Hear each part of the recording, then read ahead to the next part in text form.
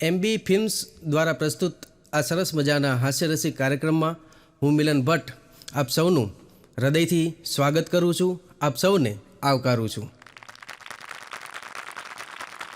ડૉક્ટરોનું એક યુનિયન સાહેબ, હા, એની બધી અમુક માંગો હતી.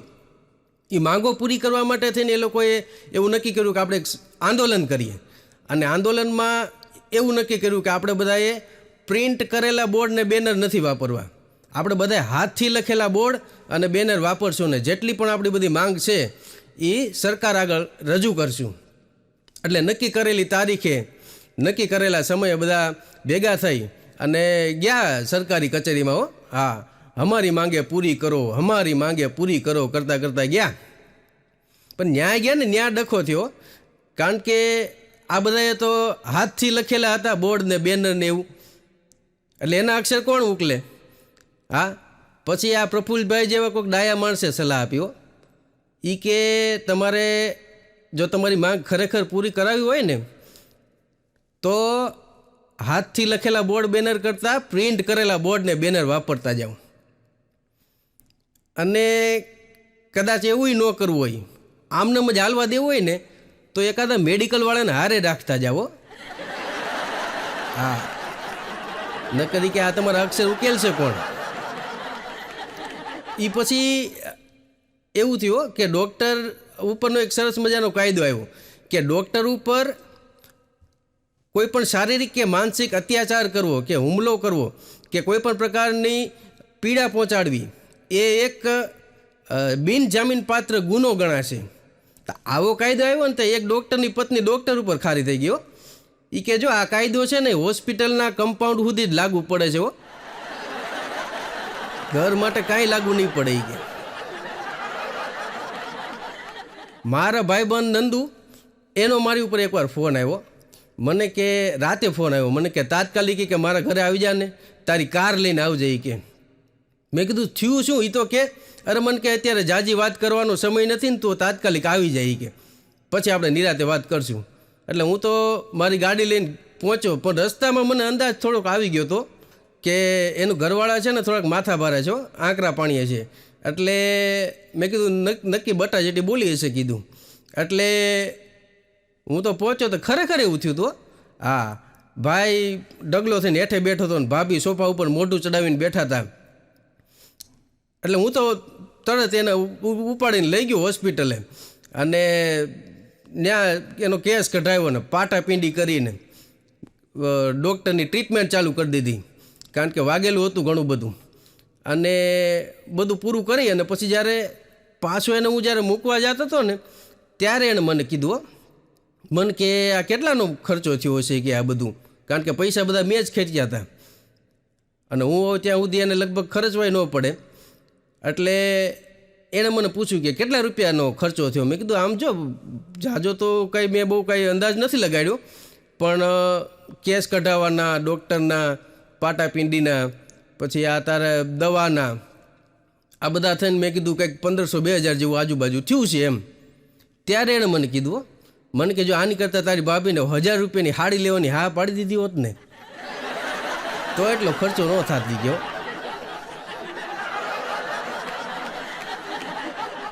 પણ ત્યારે એને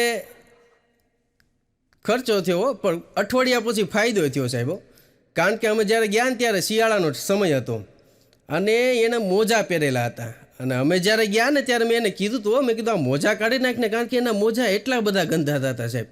હા, ખરેખર બહુ ગંધાતા હતા. એટલે મેં એને કીધું હતું, મેં કીધું તું મોજા કાઢી નાખ, કીધું આ નહીં પહોંચાય જટ હોસ્પિટલે. અરે મને કે મને ઠંડી લાગે છે. તો મેં કીધું તો બીજા મોજા પહેરી લે. તો મને કે મારી આગળ એક જ મોજા છે. હા, ત્યારે તો માંડ પોગાડ્યો હતો. પણ અઠવાડિયા પછી ડૉક્ટરનો ફોન આવ્યો એની ઉપર. ડૉક્ટરે કીધું, એ કે તમારા મોજા એ કે એકાદ દિવસ માટે મળે ખરા? તો આણે કીધું, એ કે તમારે મારા મોજાનું તમારે શું કામ છે? ત્યારે ડૉક્ટરે કીધું, એ કે મારે તાત્કાલિક એક ઓપરેશન કરવું પડે એવું છે અને એક દર્દીને બેભાન કરવો પડે એવો છે અને શીશી હુંગાડવાવાળા છે નહીં. અને મેં કીધું જો તમારા મોજા કામ લાગી જાય તો. હા, અને મોજા તો દીધા સાહેબ અને દર્દીને હુંગાડીને બેભાન કર્યો, પણ 3 દી સુધી દર્દી બેભાન રહ્યો. 3 દીએ એ તો ભાનમાં આવ્યો ને ડૉક્ટરે શાંતિથી ઓપરેશન કર્યું. અને 3 દી પછી જ્યારે એ લેવા ગયો ને મોજા, તે ડૉક્ટરે સામેથી કીધું એ કે બીજા અડધો ડઝન નવા મોજા લઈ દઉં, પણ તારા જૂના એક મોજા પાછા ન દઉં. એ કે હા, આ તો એ કે મારા સંકટ સમયનું સાધન થઈ ગયું છે. એ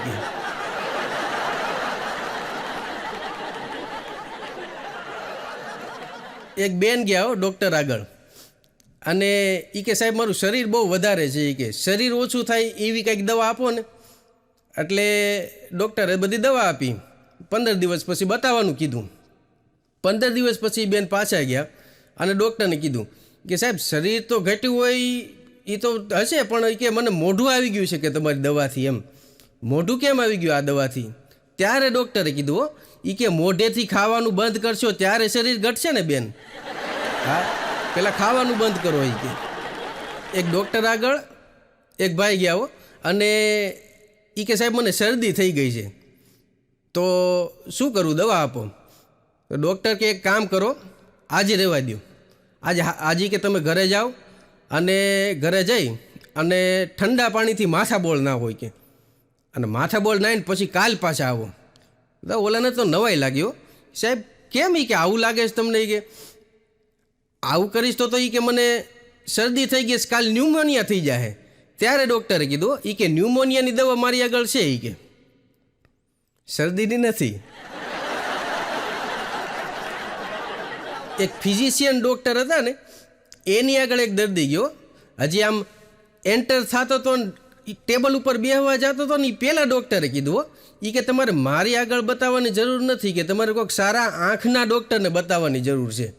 ઓલાએ કીધું સાહેબ હજી હું આવ્યો, હજી બેઠો નથી, કે તમને મને શું તકલીફ થાય છે એ કીધું નથી, તોય તમને કેવું એવું લાગ્યું કે મારા આંખના ડૉક્ટરને બતાવવાની જરૂર છે. ત્યારે ડૉક્ટરે કીધું કે તમે જે જગ્યાએથી આ રૂમમાં એન્ટર થયા છો ને, એ બારનું નથી, એ બારી છે. અમારો ભૂરો છે ને, એણે ડૉક્ટર સાહેબને કીધું, ફોન કર્યો, એ કે સાહેબ મારી દવાનો જે સમય છે ને એ અડધી રાતનો છે ને, એ બદલાવી દો. અરે ડૉક્ટરે કીધું એ કે હરખું સાંભળતો જા ને હરખું સમજતો જા, તારી દવાનો સમય અડધી રાતનો છે જ નહીં. ઓલો કે કઈ રીતે? ત્યારે ડૉક્ટરે કીધું એ કે મેં રાતે અડધી ટીકડી લેવાનું કીધું છે, અડધી રાતે ટીકડી લેવાનું નથી કીધું. સમજાય તો એની મજા છે. એક જણો તો મહેમાન થઈને ગયો ને, એટલે 2 દિવસ મહેમાન ગતિ માણી, અને પછી ઘરધણીને કીધું એને 3જા દિવસે એ કે આ તમારું બિલ્ડિંગ છે ને, એના સામેના બિલ્ડિંગમાં એક છોકરી છે ને, એ કે એ મને આમ કરે. એ કે હા, મને કે પાસે બોલાવતી હોય ને એવું લાગે. એ કે એટલે ઓલા ઘરધણીએ કીધું એ કે જો સામેના બિલ્ડિંગમાં જે છે ને, એ એક ફિઝિયોથેરાપિસ્ટનું દવાખાનું છે, ત્યાં બધા કસરત કરાવવા આવે, અને તમે જે કહો છો ને એ છોકરી કે હાથની કસરત કરે છે. એ કે હા, અને જો હવે હરખી મહેમાન ગતિ માણી લીધી હોય ને તો હવે ઘરે પધારો. એ કે હા, નકર આમાં તમે કોકને બીજાને માર ખવડાવશો. એ કે પણ એક ડૉક્ટર હતા ને, એને તો નાનપણથી કવિ થવાની ઈચ્છા હતી, પણ ભણવામાં હોશિયાર, 10મા ધોરણમાં ખૂબ સારા પર્સન્ટેજ લઈ આવ્યા. એટલે પછી એના માતા પિતાએ 11-12 સાયન્સ રખાયું, અને 12મામાં તે ખૂબ સારા પર્સન્ટેજથી પાસ થયા, મેડિકલમાં એડમિશન મળી ગયું. અને થાવું તું કવિ, પણ એમ કાંઈ માવતર ડૉક્ટર થતા દીકરાને થોડા કવિ થવા દે.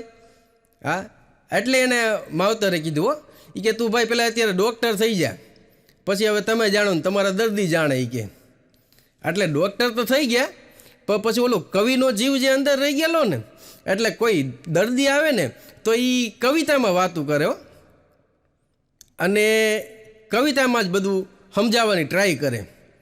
હા, એક તાવ માટે દર્દી આવ્યો, તો એને શું કહે ખબર? કે તાવ તર્યો એકાતર્યો. આ એકાતર્યો છે ને, એ અમારે કાઠિયાવાડમાં એકાત્રા જે તાવ આવે ને એને એકાતર્યો કહેવો. હા, આજે તાવ આવે પાછું કાલ ન આવે, પાછો પરમ દિવસે આવે, એટલે એ એકાતર્યો. એને શું કે તાવ તર્યો એકાતર્યો, ભમે માથું જાણે ગર્યો, દવા લઈ લ્યો સમયસર, નહીતર જમ લઈ જશે વેલાસર.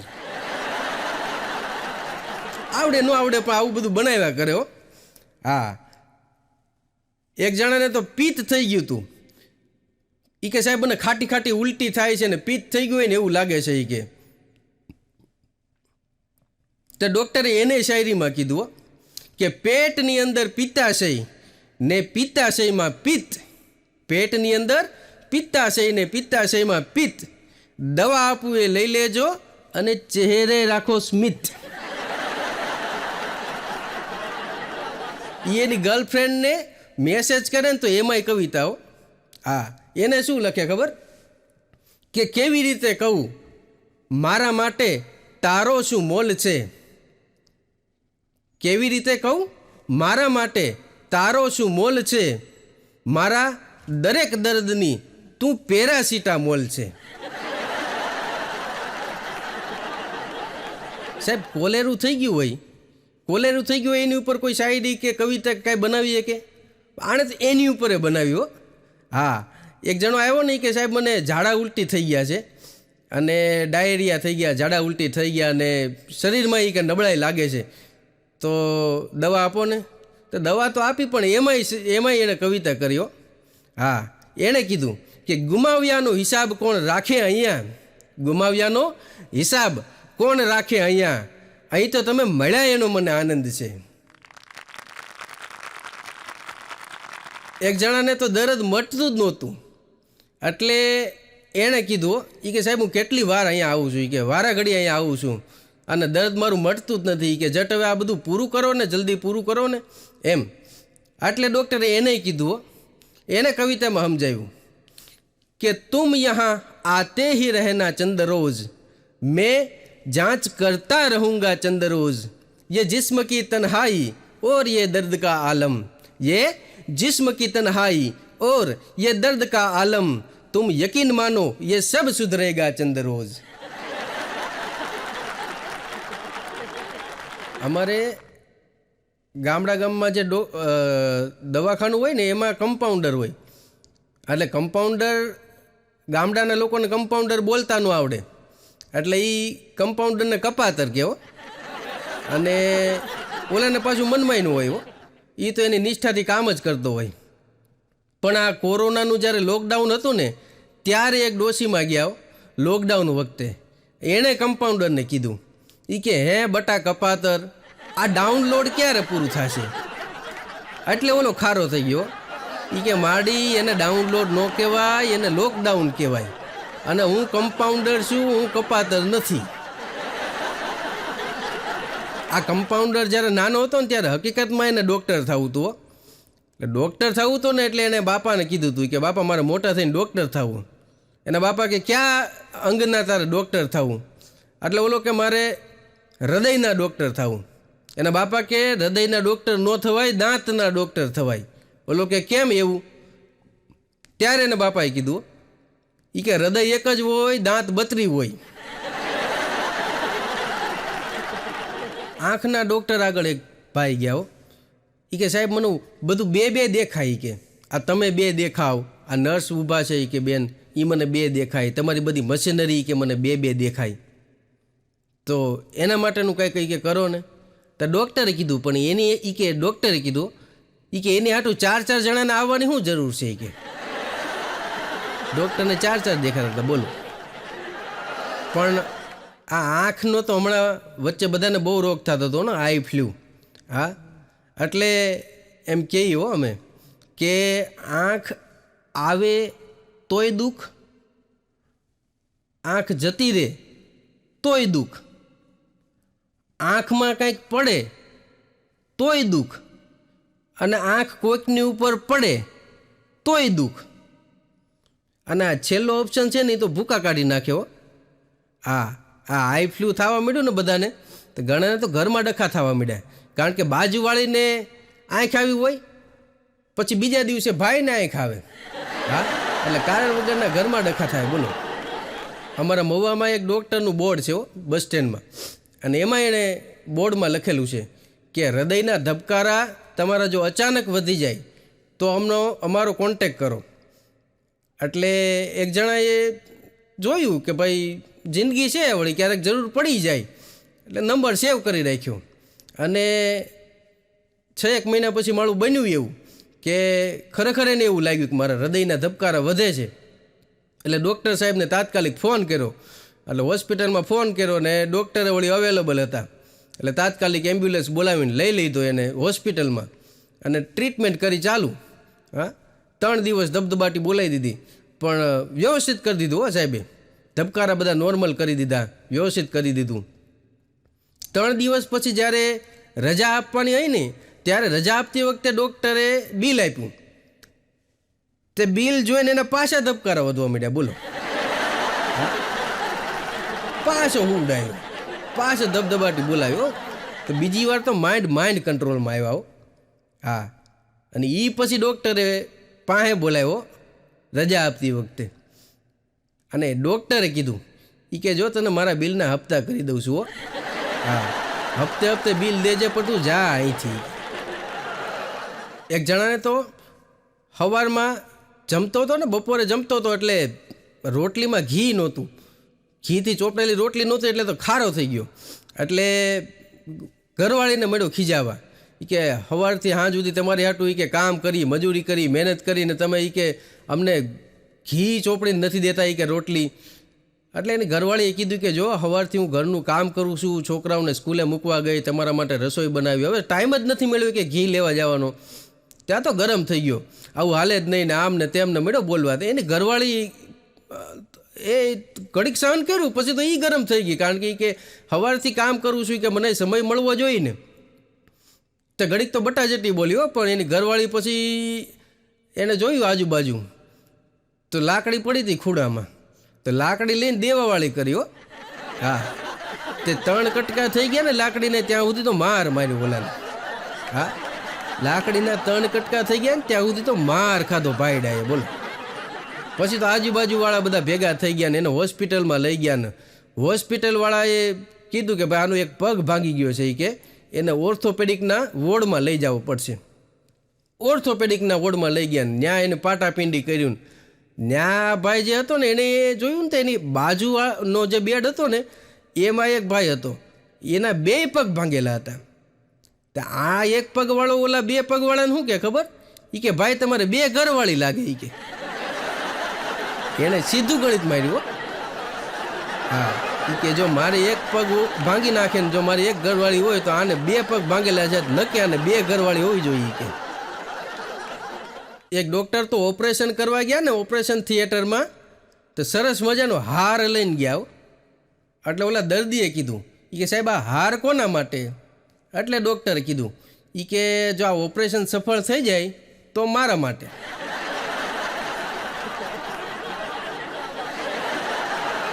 સમજાય એની મજા છે. હા, પછી એ દર્દીએ કીધું કે સાહેબ આ બધું હવે પૂરું ક્યારે થશે? ત્યારે ડૉક્ટરે કીધું કે જો બધું વ્યવસ્થિત થઈ જશે, ઓપરેશન સફળ થઈ જશે તો 3 દિવસમાં તમને રજા આપી દઈશું, નહીં હમણાં અડધી કલાકમાં છૂટાઈ. કે એક બેન મગજના ડૉક્ટર આગળ ગયો અને એ બેને કીધું ડૉક્ટરને કે સાહેબ મને મારા પતિ ઉપર બહુ ગુસ્સો આવે છે, શું કરવાનું?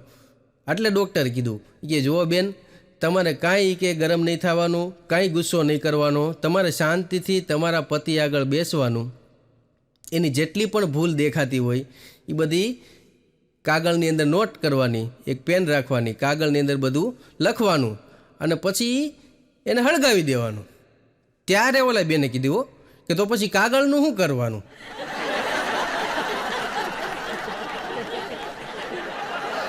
અમદાવાદમાં મારા એક મિત્ર છે, બાળકોના રોગના નિષ્ણાત છે. હા, ડૉક્ટર ધીરજભાઈ બલદાણિયા. અને માત્ર ડૉક્ટર જ નથી, એક બહુ સારા કવિ છે. ગુજરાતી ભાષાની બહુ સારી કવિતાઓ એમણે આપી છે સમાજને. અને મારા મિત્ર છે ને અમારા પાછા મહુવાના જ છે. એની આગળ એક બેન ગયા હો, એના 8-10 વર્ષના છોકરાને લઈને. અને એ બેને કીધું કે સાહેબ એને જે કંઈ પણ તકલીફ હતી બધી કીધી બેને. અને પછી સાહેબને ઓલા છોકરાનું મોઢું જોવું હતું. એટલે સાહેબે કીધું ઓલા છોકરાને કે બેટા આ કરો આ.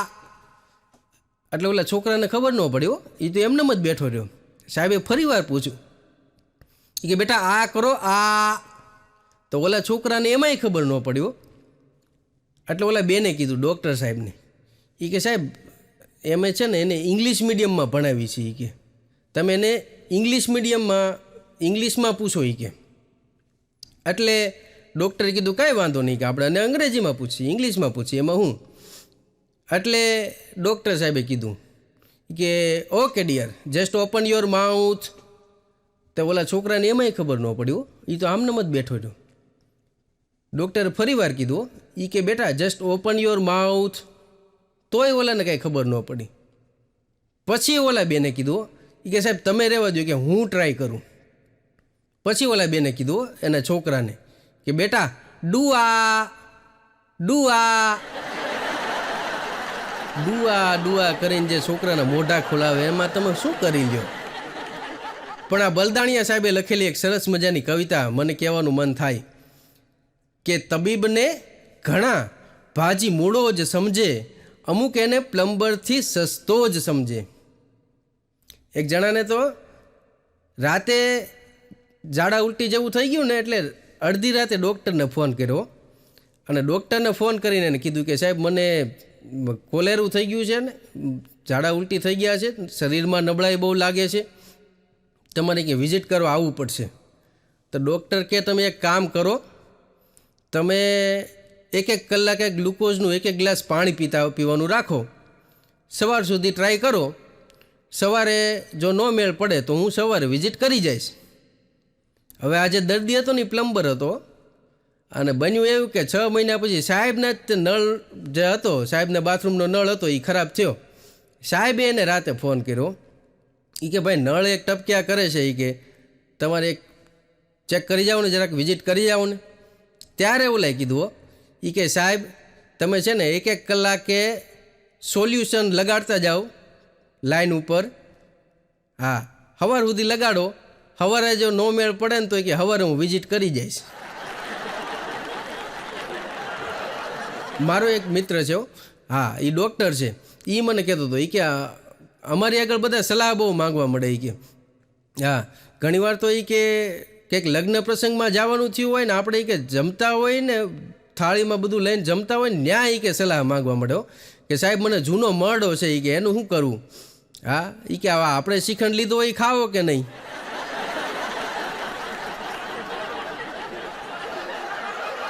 ગણે હોસ્પિટલને ઘણા પ્રાણદાત્રી, અમુક સ્વર્ગ માટેનો રસ્તો જ સમજે. હું પોતે એન્જિનિયર છું અને મારો એક મિત્ર ડૉક્ટર છે, એટલે હું ઘણીવાર એવું કહેતો હોઉં મારા મિત્રને કે ભાઈ એન્જિનિયરો બધા સારા, અને એ એમ કહેતો હોય કે ડૉક્ટરો બધા સારા, અને અમે એકબીજાના પોઈન્ટ આમ હળવી મજાકમાં રમૂજમાં એકબીજાના પોઈન્ટ ગણાવતા હોયો. એટલે એમાં મેં એક મારા મિત્રને કીધું હતું, મેં કીધું અમે છે ને એન્જિનિયરો બંધ મશીન નહીં ચાલુ કરીએ કે, મેં કીધું હા તમે કરી શકો. ત્યારે એને બહુ સરસ વાત કર્યો, મને કે અમે છે ને મશીન બંધ ન થાય ને એના માટે મહેનત કરીઓ. હા અને એ કે તમારાથી જો કોઈ મશીન ચાલુ ન થતું હોય, રિપેર ન થતું હોય, તો તમે એને કહી શકો, તમારા જે ક્લાયન્ટ હોય, કસ્ટમર હોય, એને કે જો ભાઈ આ તો મશીન છે, આને સ્પેર પાર્ટ નોય મળે, આ રિપેર નોય થાય, આ ચાલુ નોય થાય, પણ અમે અમારા દર્દીને આવા જવાબ નથી આપી શકતા. હા એટલે બહુ જવાબદારીવાળું સરસ પાત્ર છે આ ડૉક્ટરો. અમારા ગામના એક હરિકાકા છે ને, એ રિટાયર થઈ ગયા, પણ એને છાતીમાં દુખાવાનો થતો હતો, એટલે એણે ડૉક્ટરને બતાવ્યું. એટલે ડૉક્ટરે બધા તપાસ કરી, રિપોર્ટ કર્યા, પછી એણે કીધું કે સાહેબ કાકા તમારા કે હૃદયની 4 નળી છે ને એ બ્લોક છે, એ કે એટલે એનું ઓપરેશન તાત્કાલિક કરાવવું પડે, અને ઓપરેશનનો ખર્ચો 5.5 લાખ રૂપિયા થાય, કે જો તમે તૈયાર હો તો આપણે ઓપરેશન કરી નાખીએ. કાકાને રિટાયરમેન્ટના અમુક પૈસા આવ્યા હતા ને થોડા આગા પાછા કરીને બધા રૂપિયા ભેગા થઈ ગયા, ઓપરેશન કરાવી નાખ્યું, અને જે કાંઈ પ્રોબ્લેમ હતો એ સોલ્વ થઈ ગયો, અને ડૉક્ટર સાહેબને પૈસા અપાઈ ગયા, રજા આપી દીધી. 15 દિવસ પછી પાછું બતાવવાનું હતું. પાછું બતાવવા ગયા ને ત્યારે ડૉક્ટરે કીધું, કાકા જે એન્ટર થતા હતા ને ત્યાં જ ડૉક્ટરે કીધું કે કાકા પહેલાં કરતાં ફાયદો થઈ ગયો ને. ત્યારે કાકાએ કીધું એ કે સાહેબ ફાયદો તો થયો પણ તમારી જેટલો નહીં. કે તબીબોને કહી દો કે માથું ન મારે, દર્દ સાથે સીધો પરિચય છે મારે, હકીકતમાં હું એવો રોગી છું જેને બહુ સારી પેઠે દવા ઓળખે છે. પરિચય છે દેવોને મંદિરોમાં મારો, અને મસ્જિદોમાં ખુદા ઓળખે છે. નથી મારું વ્યક્તિત્વ છાનું કોઈનાથી, આજે તમારા પ્રતાપે બધા ઓળખે છે. આભાર, ધન્યવાદ. પ્રેમ મળે ત્યાં ડૂબી જઈએ, નફરતની ત્યાં એસી તેસી. મિત્ર મળે ત્યાં બેસી જઈએ, સમયની ત્યાં એસી તેસી. અને જીવાય એટલું જીવી લઈએ, ધબકારાની એસી તેસી. આપ સૌ ગુજરાતી હાસ્યરસિક જનતાનું હું મિલન ભટ્ટ સ્વાગત કરું છું.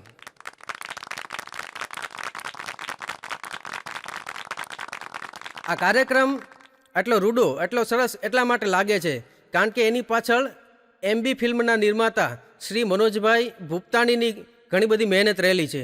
તો એક વખત મનોજભાઈ ભૂપતાણીને પણ તાળીઓથી વધાવજો. હવે આ કાર્યક્રમમાં તમે મારા માટે તાળી નહીં પાડો તો હાલશે, પણ મનોજભાઈ માટે તો તાળી પાડતા રહેજો, કારણ કે એની આગળથી મારા પુરસ્કાર લેવાનો છે. અમારા કલાકારોને પુરસ્કારની ટેવ પડી જાય ને, પછી ઘણીવાર એવું થાય કે પુરસ્કાર ન મળે ને તેથી ઊંઘ નથી આવતી રાતે. હમણાં રાતે 2-2:30 વાગ્યા સુધી મને ઊંઘ નહોતી આવતી. તે મારી ઘરવાળીએ મને કીધું, એ કે રાતે ઊંઘ નથી આવતી, 2-2:30 વાગી ગયા છે. મેં કીધું હા, નથી ઊંઘ આવતી.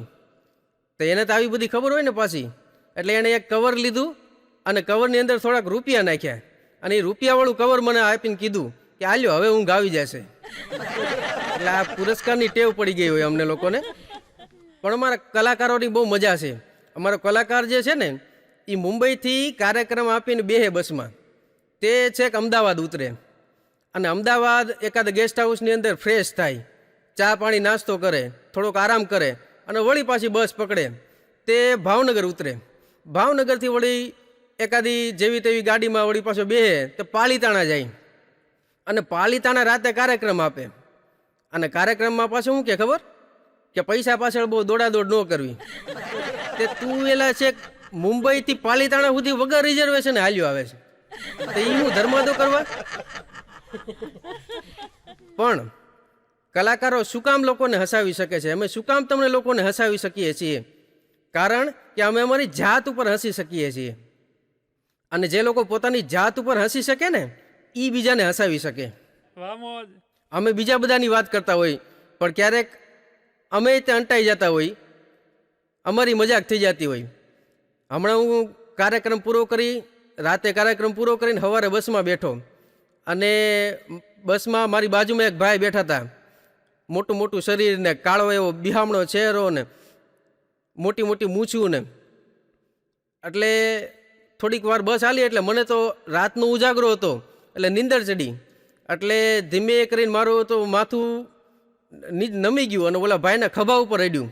એ જેવું ખભા ઉપર એનું માથું અડ્યું ને એટલે તરત એ ભાઈએ મારી સામું જોયું, એટલે હું તો તરત આમ બેઠો થઈ ગયો અને અદબ વાળીને બેસી ગયો. મેં કીધું ભાઈ માફ કરજો, મેં કીધું મારે રાતનો ઉજાગરો છે ને એટલે થોડુંક મેં કીધું આવું થઈ જાય છે. એટલે એને મને કાંઈ કીધું નહીં. થોડીક વાર થઈ એટલે 10-15 મિનિટ થઈ એટલે વળી પાછી મને ઊંઘ ચડી, કારણ કે મને રાતનો ઉજાગરો. એટલે વળી પાછું ધીમે કરીને મારું માથું હતું એ ભાઈના ખભા ઉપર અડ્યું, એટલે એ ભાઈએ વળી પાછું મારી સામું જોયું અને થોડાક ડોળાઈ કાઢ્યા. એટલે મેં એને કીધું કે ભાઈ માફ કરજો, મારું રાતનો કાર્યક્રમ છે, ઉજાગરો છે, એટલે આવું થઈ જાય છે. એટલે એને મને કાંઈ કીધું નહીં પાછું. બસ આગળ વધી એટલે થોડીક વાર થઈ એટલે વળી પાછી મને નીંદર ચડી, એટલે મેં હળવેકથી એના ખભા ઉપર માથું ઓડાડ્યું, એટલે વળી એને મારી સામું જોયું, અને આ વખતે તો વધારે આંખ્યું કાઢી. એટલે વળી મેં એને કીધું કે ભાઈ માફ કરજો. મેં કીધું હું જાજુ કાંઈ બોલવા જાઉં નહીં, પહેલાં એ ભાઈએ જ મને કહી દીધું, એ કે જો હવે માથું ઓડાડ્યું છે ને તો વાહ ભાંગી નાખીશ હો.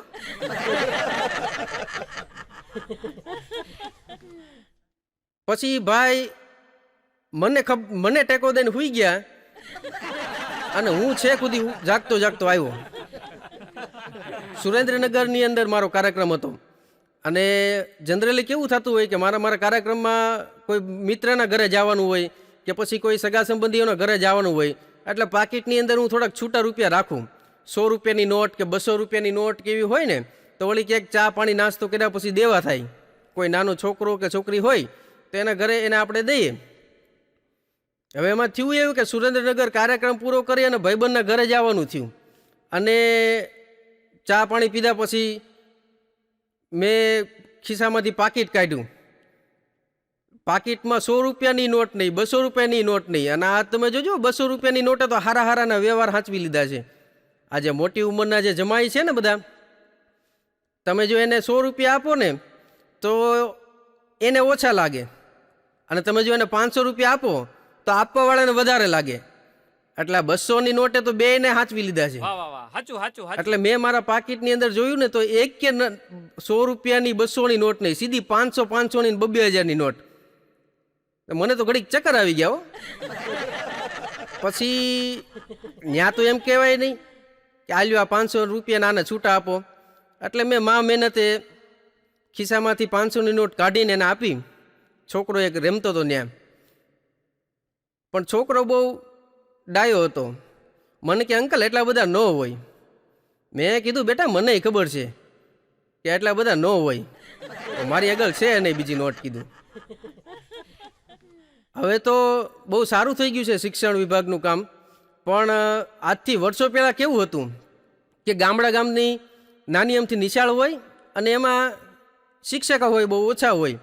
એમાં પાછું કેવું હોય કે ગામનું કોઈ મોટું માણસ ગુજરી જાય ને એટલે છોકરાઓ સ્કૂલે જાય અને પછી પ્રાર્થના બોલાય અને 2 મિનિટનું મૌન પડાય અને પછી રજા આપી દે છોકરાઓને. તો એ જમાનામાં એકવાર એવું થયું હતું, ગામના કોઈ મોટા દાદા ગુજરી ગયા છે તે છોકરાઓને બોલાવ્યા, પ્રાર્થના બોલે અને 2 મિનિટનું મૌન પાડ્યું ને પછી રજા આપી દીધી. તે 2 છોકરા હાલ્યા જતા હતા. એને તો હું રજા પડી ગઈ એટલે મજા હતી, એને તો કાંઈ કોણ ગુજરી ગયું કે શું ગુજરી ગયું, કેવી રીતે ગુજરી ગયું એનાથી કાંઈ મતલબ નહોતો. તે અમારા ગામની અંદર 2 દાદા મોટી ઉંમરના હાલ્યા આવે, કાળું હતા ને કરમસી હતા. બેયની 85 વર્ષ ઉપરની ઉંમર, સેન્ચુરી મારવામાં 15 વર્ષ બાકી હોય તો એ હાલ્યા આવે ને લાકડીના ટેકે. આ છોકરા રમતમાં પાછા કહેતા જાય કે જો બીજી 2 રજાઓ હાલી આવે. આ એ છોકરાને એ દાદામાં રજા દેખાતી હતી. તો બાળકોને તમે જોજો, છોકરાઓ તમે આપણને બધાને તે એક સવાલ જનરલી પૂછવામાં આવતો હોય, અને આપણે જ્યારે નાના હતા ને ત્યારે એક સરસ સવાલ બધાને પૂછતા કે બેટા તું કોનો દીકો, મમ્મીનો કે પપ્પાનો? અને આપણે બધાને પૂછતા હોય કે બેટા તું કોનો દીકો, મમ્મીનો કે પપ્પાનો? છોકરો બિચારો મૂંઝાયો, કારણ કે મમ્મી બાજુમાં બેઠી હોય અને પપ્પા સામે ઊભો ડોળા કાઢતો હોય. છોકરાને એમ થાય કે આનું કોનું કેવું? પછી છોકરો પાછો ડિપ્લોમેટિક આન્સર આપે, એ કે હું મમ્મીનો દીકો ને પપ્પાનો દીકો. આ વળી પાછા શું કે એમ નહીં, ગમે એકનો કે, કાં મમ્મીનો કે ને કાં પપ્પાનો કે. પણ હું કરવાને છોકરાને મૂંઝવો છો ભલામણા. પણ મેં એકવાર આવો ચાળો કર્યો હતો, પછી છોકરાએ જે મને જવાબ દીધો છે ને એ પછી તો હું કોઈને પૂછતો જ બંધ થઈ ગયો. આ એકવાર એક છોકરાને મેં પૂછ્યું હતું, મેં કીધું બેટા તું કોનો દીકો, મમ્મીનો કે પપ્પાનો? એ છોકરો મને કે હું મમ્મીનોય દીકો નહીં અને પપ્પાનોય દીકો નહીં, હું બાજુવાળા બાબુ કાકાનો દીકો.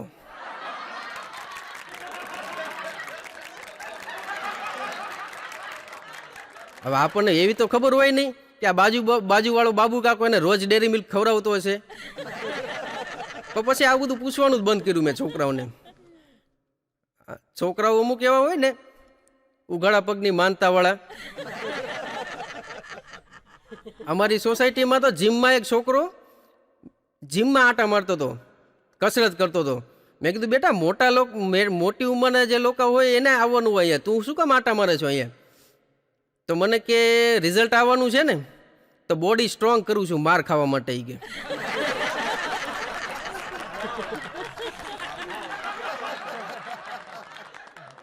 પણ હું જ્યારે નાનો હતો ત્યારે મારા પપ્પા છે ને ટીવી લેવા હતા, ક્રાઉન કંપનીનું, black and white TV. A black ને વ્હાઇટ કલરની અંદર તમારે બધું સમજી જવાનું જે સમજવું હોય. અને પણ એ જમાનામાં એવું ટીવી લેવું એ બહુ મોટી વાત ગણાતી. અને એ ટીવીને પાછું પોર્ટેબલ ટીવી કહેવાતું. પણ અમારા આખા ગામમાં કોઈને પોર્ટેબલ બોલતા ન આવડે, બોલો. અમે બધા એને કોટેબલ ટીવી કહેતા. તો એ કોટેબલ ટીવીમાં આપણે કોટેબલ જ રાખો ને. એ કોટેબલ ટીવીમાં એકવાર સાઉન્ડનો પ્રોબ્લેમ થયો. એટલે થાય કેવું કે ચેનલ હોય અને સાઉન્ડમાં પાછળ બીજી ચેનલનો અવાજ આવે. એટલે એમાં થાય એવું કે સવારમાં મહાભારત સિરિયલ હાલતી હોય અને અવાજમાં ક્રિકેટની કોમેન્ટ્રી સંભળાતી હોય. એટલે મારા પપ્પાએ તો કીધું ખરું હો, એ કે આમાં અર્જુન બોલિંગ કરે છે કે કુંબલે યુદ્ધ કરે છે કે ખબર નથી પડતી. અને સવારે 9 વાગ્યામાં મહાભારતની સિરિયલ આવતી. એમાં મજાની વાત શું હતી કે સવારે 9 વાગ્યે મુકેશ ખન્ના છે ને ભીષ્મ પિતામહ બને, અને ઈનો એ મુકેશ ખન્ના 11 વાગે એટલે શક્તિમાન બને. સવારે 9 વાગ્યે ઈ ભરી સભામાં બ્રહ્મચર્યની પ્રતિજ્ઞા લેતો હોય અને 11 વાગે એટલે ગંગાધર બની અને ગીતા વિશ્વાસની હારે આંટા મારતો હોય.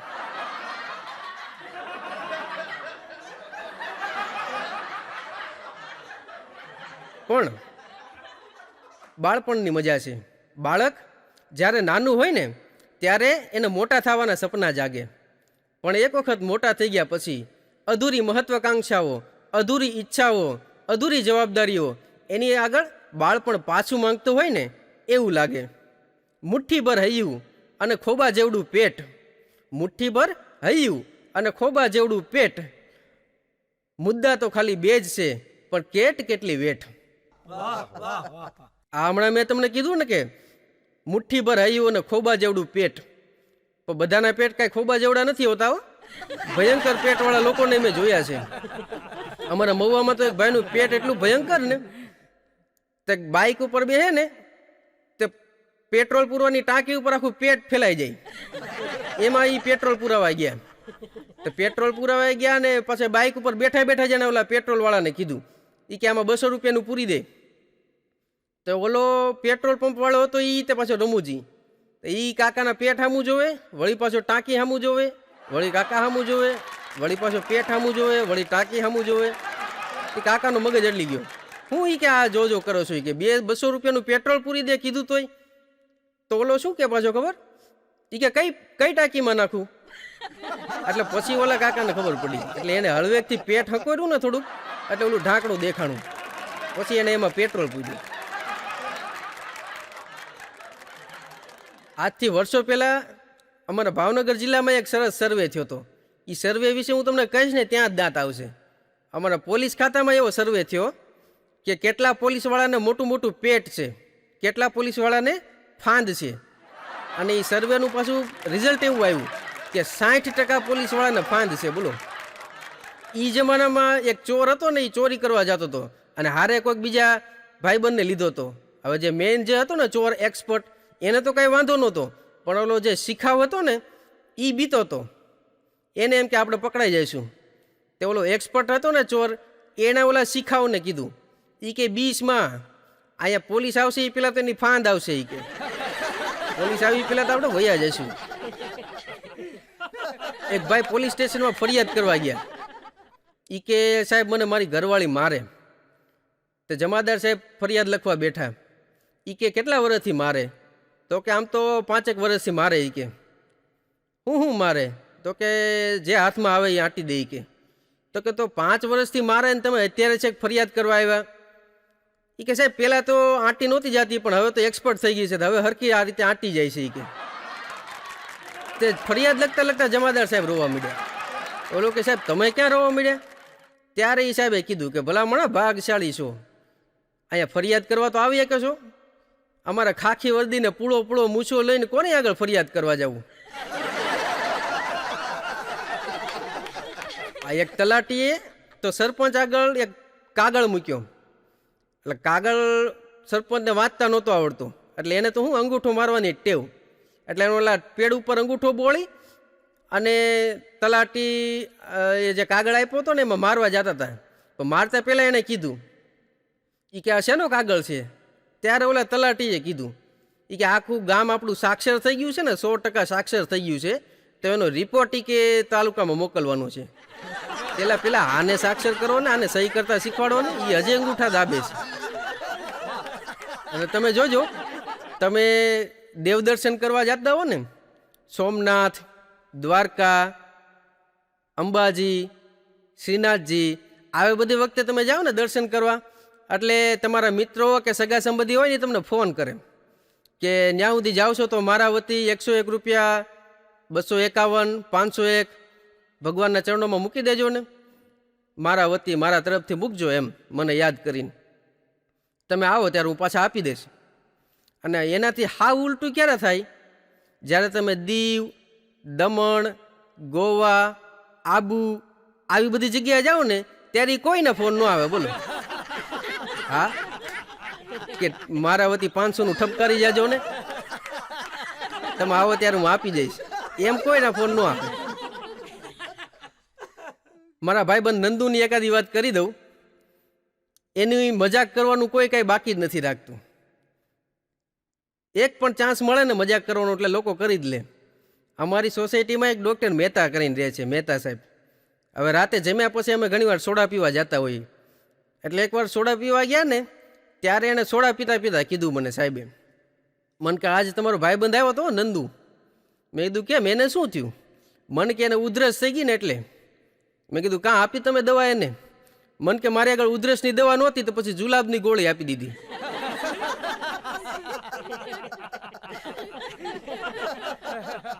મેં કીધું એલા કેવા ડોક્ટર છો તમે યાર, ઓલાને ઉધરસ થઈ હતી ને તમે જુલાબની ગોળી આપી દીધી?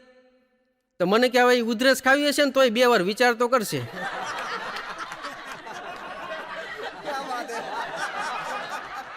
અમદાવાદની અંદર એક દાદા એના દીકરાને ખીજાતા હતા. શું આખો દી કે ફેસબુક ને, વોટ્સઅપ ને, ટિકટોક ને, ઇન્સ્ટાગ્રામ ને, જ્યારે હોય ત્યારે તમારી કે અમારી જેમ રિયલ ફ્રેન્ડ હોતા જ નથી કે આ તમારા વર્ચ્યુઅલ ફ્રેન્ડમાં તમે રમ્યા કરો છો. બહાર નીકળો, દુનિયા કેવી છે ખબર પડે. તે છોકરો કે એક કામ કરી દાદા, હાલો તમારું કે ફેસબુકની અંદર એકાઉન્ટ બનાવી. દાદા કે પણ અમારા જમાનામાં ક્યાં ભાઈ ફેસબુક હતું, કોઈ ભણ્યું ક્યાં હતું? તો કે ના ના હાલો ને બનાવી તો ખરા, શું થાય જોઈ. તે 87 વર્ષના દાદાનું ફેસબુક એકાઉન્ટ બનાવ્યું. હજી એકાઉન્ટ બનાવ્યું ને એની અડધી જ કલાકમાં દાદાના જૂના ભાઈબંધની બધી રિક્વેસ્ટ મળી આવવા. હા, રમણલાલ ને, રસિકલાલ ને, વાલજીભાઈ ને, જોરુભા ને, જટાશંકર ને, મળી બધાની રિક્વેસ્ટો આવવા. તે અડધી કલાકની અંદર તો દાદાનું ફેસબુક એકાઉન્ટ ભર્યું થઈ ગયું. તે અડધી કલાક પછી દાદાએ ઝીણી આંખ કરીને ઓલા છોકરાને કીધું, એ કે જોતો બેટા આમાં ગાયત્રી કુલકર્ણી ને સુનીતા નાયકની પ્રોફાઇલ મળે. દાદાને જાતિ જિંદગીએ લડી લેવું હતું. અને આ ફેસબુકની વાત નીકળી છે તો કહી દઉં કે ભારતની અંદર જેટલા નંબર ઓફ ફિમેલ છે ને એની કરતાં ફિમેલ એકાઉન્ટ ફેસબુકમાં વધારે છે. બોલો, એક ભાઈ તો મને કહેતા હતા, મને કે મિલનભાઈ આ આપણે ભગવાનની પૂજા અર્ચના કરી હોય, માતાજીની માનતાઓ રાખી હોય અને ભગવાને માતાજીએ પ્રસન્ન થઈને આપણને દીકરાવે દીધા હોય પાછા, અને એવા દીકરા જ્યારે ફેસબુક ઉપર દીકરીઓ થઈને આટા મારે ને ત્યારે ખરેખર લાગી આવે મને કે. હા, અને પાછા શું લખે ખબર? પાપા કી પરી. આવી પરીઓને તો આધાર કાર્ડ લિંક કરાવવા જોઈએ એકાઉન્ટ આરે, ખબર પડે આમાં પરી કેટલી છે ને પરા કેટલા છે.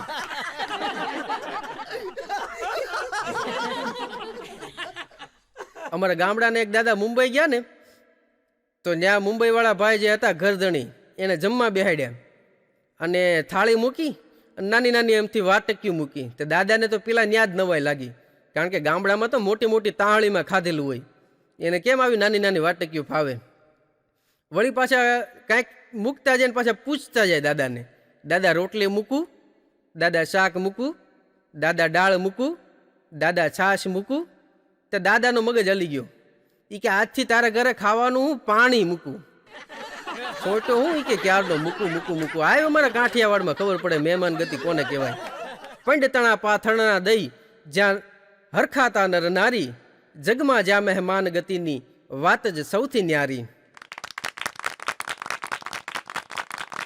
અંતમાં એક નાની અમથી વાત કહી અને મારું બોલવાનું પૂરું કરું કે કંઈક મજાના ગીતોમાં છું, ટહુકામાં છું, ખરા અર્થમાં કહું તો જલસામાં છું. ક્યારેક ઈશ્વર ફોન કરીને પૂછે કે ક્યાં પહોંચ્યા તો હું કહું છું કે આવું છું, બસ રસ્તામાં છું. આપ સૌનો ખૂબ ખૂબ આભાર, ધન્યવાદ.